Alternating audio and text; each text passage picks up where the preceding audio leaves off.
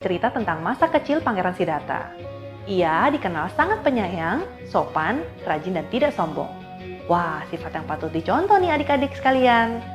Nah, untuk lebih lengkapnya, kita simak sama-sama ceritanya ya.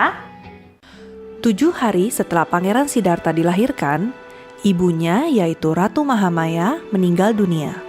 Pangeran lalu dirawat oleh ibu tirinya yaitu Ratu Mahabhajapati Gotami yang mencintai Pangeran Siddhartha seperti anaknya sendiri. Karena takut putranya menjadi seorang petapa, Raja Suddhodana sangat memanjakannya. Bahkan, Raja membuatkan 3 kolam teratai di istana. Ada kolam teratai merah, putih, dan biru. Selain kolam, Raja juga membuatkan 3 istana yang megah untuk pangeran, yaitu istana musim dingin, istana musim panas, dan istana musim hujan. Pakaian dan kebutuhan pokok Pangeran Siddhartha selalu yang terbaik. Meskipun memiliki segala harta kekayaan, sering dimanja, tidak kekurangan apapun juga, tetapi ia tidak pernah sombong dan menjadi malas. Pada usia 7 tahun, Raja Suddhodana mengundang guru-guru terbaik untuk mengajar dan mendidik pangeran. Pangeran Siddhartha mempelajari banyak ilmu. Dan karena Pangeran Siddhartha berasal dari kasta kesatria, ia pun belajar ilmu bela diri, memanah, dan ilmu senjata. Pangeran Siddhartha selalu rajin dan semangat belajar.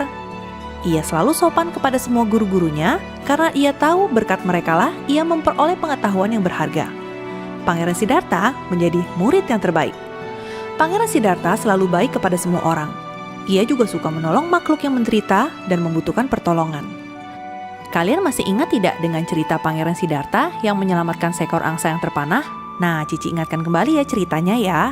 Jadi, suatu hari ketika Pangeran Siddhartha sedang bermain di taman, ia melihat seekor angsa terluka jatuh dari langit. Ada sebatang anak panah menancap di sayapnya. Untungnya, angsa itu masih hidup.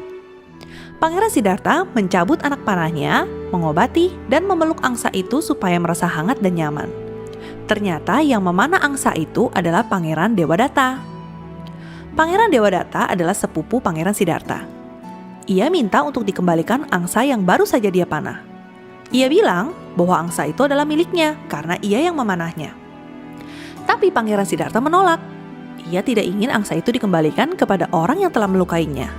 Lalu Pangeran Siddhartha mengajak Pangeran Dewadatta ke pengadilan agar orang-orang bijak bisa menentukan siapa yang berhak memiliki angsa itu.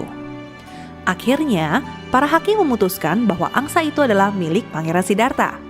Karena angsa itu pantas dimiliki oleh orang yang menyelamatkannya, bukan milik orang yang berusaha merusak atau membunuhnya.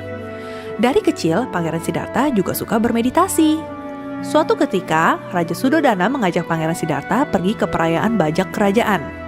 Di sana, Pangeran Siddhartha melihat para petani membajak sawah. Saat tanah-tanah tersebut dibajak, para petani mencangkul seekor katak dan seekor ular keluar dari tanah. Seorang anak laki-laki lalu memungut katak tersebut dan memakannya sedangkan ularnya dia lempar jauh-jauh. Melihat kejadian ini, Pangeran Siddhartha merasa sedih. Ia lalu duduk di bawah pohon jambu air dan bermeditasi. Saat matahari berpindah, bayangan ranting dan daun pohon tidak ikut berpindah. Mereka melindungi Pangeran Siddhartha yang sedang duduk bermeditasi. Ia bermeditasi dengan sangat tenang.